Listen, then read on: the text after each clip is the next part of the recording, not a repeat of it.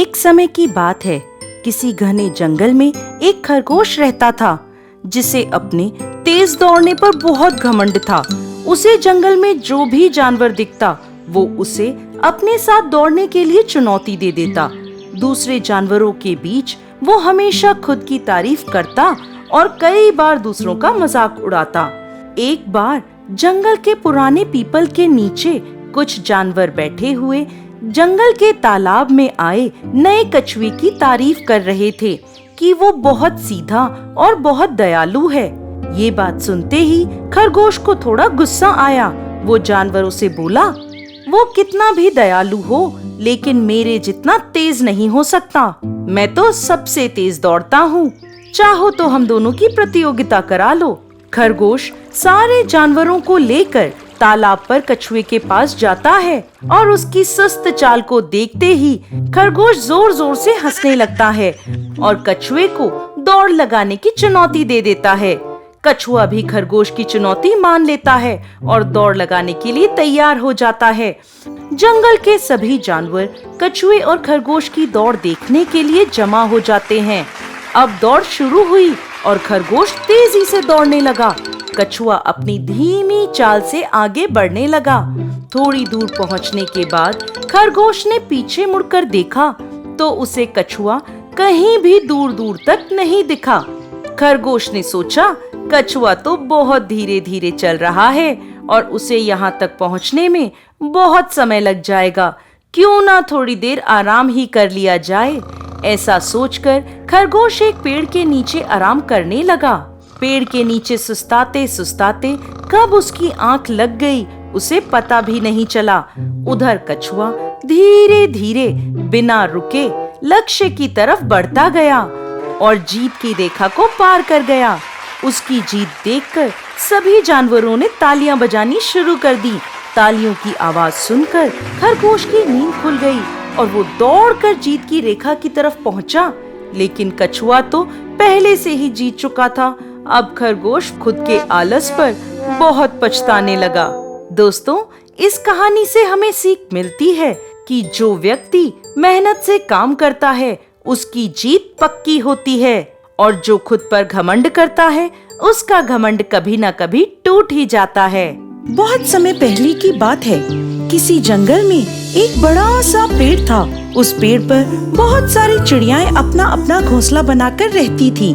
उस पेड़ की जड़ के पास एक बिल था जिसमें एक तीतर रहता था। पेड़ पर रहने वाले सभी पक्षी सुबह सुबह भोजन की तलाश में उड़ जाते थे और शाम होने पर लौट आते थे। पेड़ पर बड़ी चहल पहल रहती थी। वो तीतर भी हर रोज सुबह सुबह भोजन की तलाश में उड़ जाता था और शाम को फिर से लौटकर अपने बिल में आ जाता था।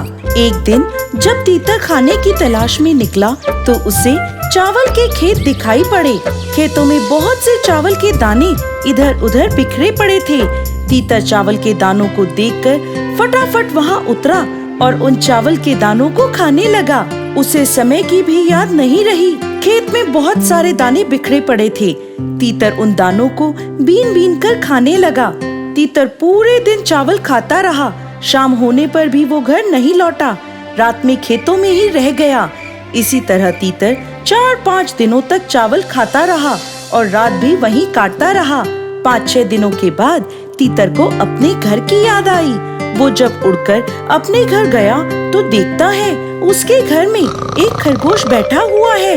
जब तीतर खेतों में चावल खा रहा था तब घर को खाली देखकर वो खरगोश उस घर में रहने लगा। खरगोश को अपने घर में देखकर तीतर को बहुत आश्चर्य हुआ। वो बोला, मेरे घर में ये तुम कौन हो? निकलो बाहर। खरगोश ने उत्तर दिया, वाह, मैं बाहर क्यों निकलूं? ये घर तो मेरा है। तीतर फिर बोला, घर तुम्हारा है? तुम्हारा दिमाग तो खराब नहीं हो गया? मैं अपने घर को नहीं पहचानता। मैं कई वर्षों से इस घर में रहता आ रहा हूँ। घर तुम्हारा नहीं, मेरा है। निकलो जल्दी बाहर। खरगोश ने उत्तर दिया, दिमाग मेरा नहीं, तुम्हारा खराब हो गया है। तुम मेरे घर को अपना घर बता रहे हो। भाग जाओ यहाँ से। ये बात सुनकर तीतर को गुस्सा आ गया। वो गुस्से में बोला, अरे मूर्ख, इस घर को मैंने अपने हाथों से बनाया है।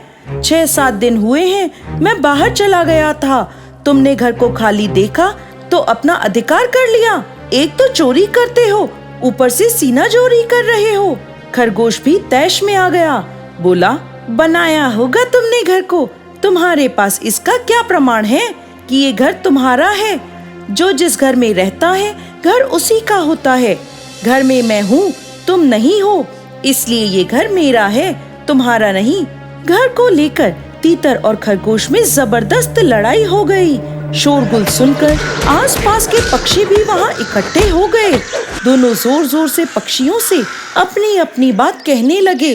पेड़ पर रहने वाले सभी पक्षियों को मालूम था कि वो घर खरगोश का नहीं बल्कि तीतर का है, पर कोई भी बीच में नहीं बोला और तीतर और खरगोश की लड़ाई चलती रही। जब कोई भी किसी भी निर्णय पे नहीं पहुंच पाया तो तीतर और खरगोश की लड़ाई को निपटाने के लिए एक पंच बनाने का फैसला हुआ। परंतु पंच किसे बनाया जाए? सभी पक्षियों ने पंच बनने से मना कर दिया। अब तीतर और खरगोश से अपनी लड़ाई का पंच चुनने को कहा गया। दोनों पंच की तलाश में निकल पड़े। गांव की ओर गए तो एक झोपड़ी के पास एक जंगली बिल्ला बैठा हुआ था। बिल्ले को देखकर दोनों आपस में बातें करने लगे। अरे, बिल्ला तो बड़ा बुद्धिमान होता है, झगड़े को निपटाने के लिए इसे ही पंच बनाना चाहिए। मन में डर भी था क्योंकि बिल्ला उनका बहुत बड़ा दुश्मन था। बिल्ला बहुत चालाक था। दोनों की बातें उसके कान में पड़ गईं। वो ये समझ गया कि दोनों का आपस में कोई झगड़ा है और उस झगड़े को निपटाने के लिए वो दोनों बिल्ले को पंच बनाना चाहते हैं, पर डर के कारण कोई भी उसके पास नहीं आ रहा। तभी बिल्ले को दोनों का डर दूर भगाने का एक आइडिया आया। बिल्ला जल्दी से साधु का वेश धारण करके माला हाथ में लेकर बैठ गया। तीतर और खरगोश बिल्ले को साधु के वेश में देखकर आश्चर्य में रह गए। दोनों एक दूसरे से कहने लगे, हम दोनों तो बेकार में ही डर रहे हैं, ये तो बहुत बड़ा महात्मा लगता है, हमें इसे पंच बनाना चाहिए और अपना झगड़ा निपटाना चाहिए। खरगोश और तीतर दोनों बिल्ले के पास पहुँचे और थोड़ी दूर बैठ गए, क्योंकि पास जाने की हिम्मत दोनों की ही नहीं हो रही थी। खरगोश और तीतर ने थोड़ी दूरी से ही अपनी अपनी बात बिल्ले को बता दी। तीतर ने कहा, महाराज, आप बहुत बुद्धिमान हैं, हम आपको अपना पंच बनाना चाहते हैं। अब आप ही निर्णय दीजिए कि घर किसका है, किसकी गलती है। जिसकी गलती हो आप उसे दंड भी दे सकते हैं। बिल्ला दोनों की बातें सुनकर माला जपता हुआ बोला, अरे भाई, मैं बहुत बुढ़ा हूँ। इस बुढ़ापे के कारण आँखों की रोशनी थोड़ी कम हो गई है, कान में भी कम सुनाई पड़ता है। तुम दोनों जो कुछ कहना चाहते हो मेरे थोड़ा पास आकर कहो, जिससे मैं तुम दोनों की बातें सुन सकूं।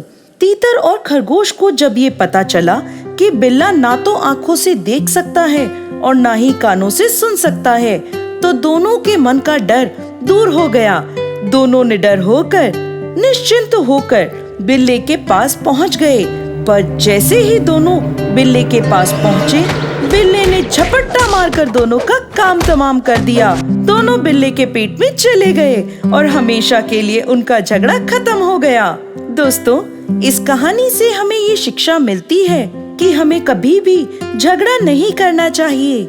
चालाक लोग सीधे साधे लोगों को अपने जाल में फंसा ही लेते हैं। एक बार एक राजा शिकार करने के लिए जंगल में गया, जहाँ उसे एक बड़े से आम के पेड़ पर एक बंदर बैठा हुआ मिला। वो बंदर पेड़ से फल तोड़कर राजा को लाकर दे रहा था।